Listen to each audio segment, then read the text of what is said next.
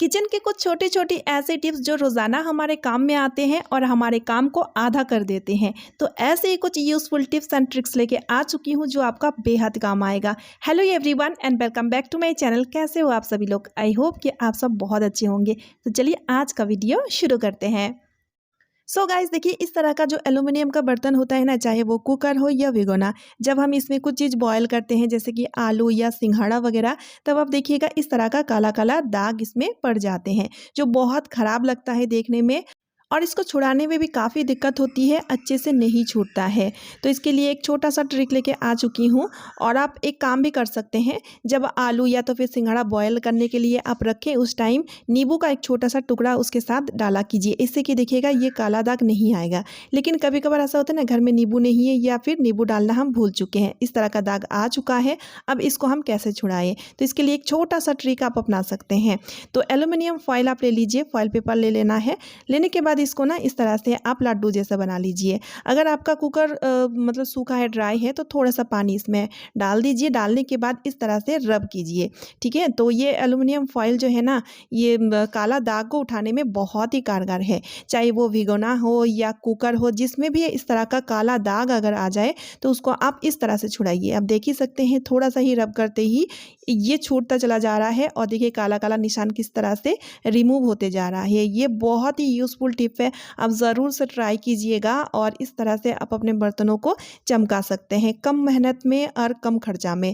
और देखिए गाइस, इस कुकर में बहुत ही ज़्यादा काला काला दाग था, तो देखिए काफ़ी दाग छूट चुका है। और 2-3 बार करने से ना ये और भी अच्छी तरीके से साफ़ हो जाएगा। साफ़ पानी से मैंने धो लिया है। अब मैं आपको दिखाती हूँ। देखिए गाइस, देख ही रहे हैं कुकर एकदम से बहुत ही अच्छे से क्लीन हो चुका है। बहुत ही यूज़फुल टिप्स है। तो चलिए अब देख लेते हैं अगला टिप। तो गाइस देखिए, हमारे पास बहुत सारा दुपट्टा होते हैं, मैचिंग का या कलरफुल दुपट्टा हम अपने पास रखते हैं। अब देखिए, दुपट्टा का जब हम इस तरह से अलमीरा में रखते हैं ना, तो एक ही साथ में वो एक ही जगह में इस तरह से इकट्ठा रखने की वजह से क्या होता है, जिस कमीज को जिस सूट को हम पहनते हैं उसके बाद उसी मैचिंग का दुपट्टा जब हम ढूंढने जाते हैं ना, तो हमें एक तो मिलता नहीं है और दूसरा क्या होता है, इस तरह से रखने से दुपट्टा में रिंकल आ जाते हैं। तो इस तरह से दुपट्टा को हम नहीं रखेंगे, अरेंज करके रखेंगे अच्छी तरीके से, वो भी बहुत ही कम स्पेस में। तो इसके लिए आप ले लीजिए एक हैंगर। एक हैंगर में काफ़ी सारे दुपट्टा को हम अरेंज करके रख सकते हैं। जैसे कि आप देख ही सकते हैं, हैंगर में इस तरह से दुपट्टा को डालेंगे और इस तरह से एक गांठ लगा देंगे। इससे कि आप देखिएगा आपका दुपट्टा सेपरेट रहेगा और अच्छी तरीके से ऑर्गेनाइज रहेगा। इससे कि दुपट्टा इधर उधर नहीं फिसलेगा गांठ लगाने की वजह से। और इसी तरह से जितने भी दुपट्टा आपके पास है, आप इस तरह से रखा करें। इससे कि आपका दुपट्टा सही जगह में रहेगा और सही टाइम में आपको दुपट्टा मिल जाएगा। दुपट्टा में रिंकल वगैरह बिल्कुल भी नहीं आएगा। देख ही सकते हैं, एक हैंगर में काफ़ी सारा दुपट्टा मैंने रखा हुआ है और भी स्पेस है, और भी 4-5 दुपट्टा अभी भी मैं इस हैंगर में रख सकती हूँ।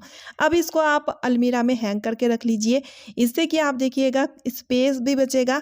और अगर आपके पास ज़्यादा दुपट्टा है तो इस तरह से 3-4 हैंगर ले लीजिए और 3-4 हैंगर की मदद से कम स्पेस में ज़्यादा दुपट्टा को ऑर्गेनाइज करके रख सकते हैं। है ना यूज़फुल टिप्स? तो चलिए अब देख लेते हैं अगला टिप। सो गाइस देखिए, रात में सोते टाइम हम किचन को अच्छे से क्लीन करते हैं और साथ ही साथ सिंक को भी अच्छी तरीके से क्लीन कर लेते हैं और फिर हम निश्चिंत हो जाते हैं। लेकिन क्या आपको पता है, इसी सिंक के जो पाइपलाइन है उसी के थ्रू कॉकरोच, छोटे छोटे कीड़े वगैरह आ जाते हैं हमारे किचन में, जो बहुत अनहाइजीनिक है। और इस तरीके का प्रॉब्लम ज़्यादातर बरसात के मौसम में होता है। तो आपको क्या करना है, आपको लेना है इस तरह का नेपथोलिन का टैबलेट।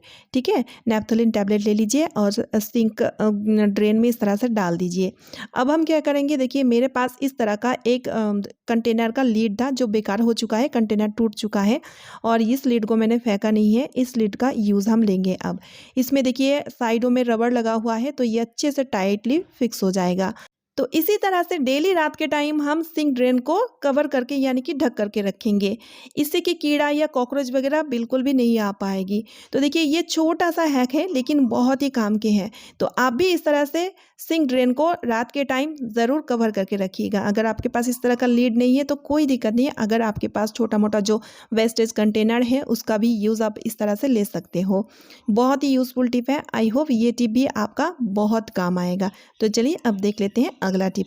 सो गाइस, आजकल हम सभी लोग इस मिक्सर ग्राइंडर का यूज़ बहुत ज़्यादा लिया करते हैं। अब देखिए, जाहिर सी बात है, इसका यूज़ अगर ज़्यादा लिया करेंगे तो ये किचन में ही रखा रहेगा।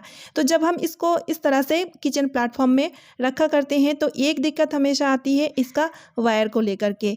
इस तरह से इसका वायर फैला हुआ रहता है, जिस कारण अब देखिएगा कि किचन बहुत ही ज़्यादा क्लटर लगता है। और कई बार ऐसा होता है जब हम खाना बनाते हैं ना, तो गलती से पानी वगैरह इसका वायर में इसका प्लग में लग जाता है, जिस कारण थोड़ा सा खतरा बना रहता है। तो इसके लिए एक छोटा सा ट्रिक लेके आ चुकी हूँ, जिसके थ्रू इसका वायर को आप अच्छे से अरेंज करके रख पाएंगे और साथ ही साथ कोई खतरा भी नहीं रहेगा।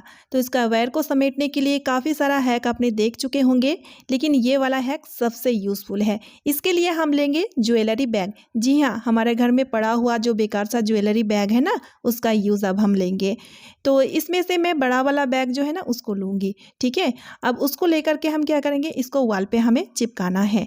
तो जहाँ पर आप ग्राइंडर को रखते हैं, उसी का बैक साइड वॉल में इसको चिपका दीजिए। तो इसको चिपकाने के लिए डबल टेप लेंगे। डबल टेप को इस तरह से वॉल पे पहले चिपका दीजिए, उसके बाद इस तरह से ज्वेलरी बैग को आप अच्छी तरीके से वॉल पे फिक्स कर दीजिए। ठीक है, अब हम क्या करेंगे, इसका जो वायर है इसको हम इस तरह से समेटेंगे। ठीक है, इस तरह से समेटना है।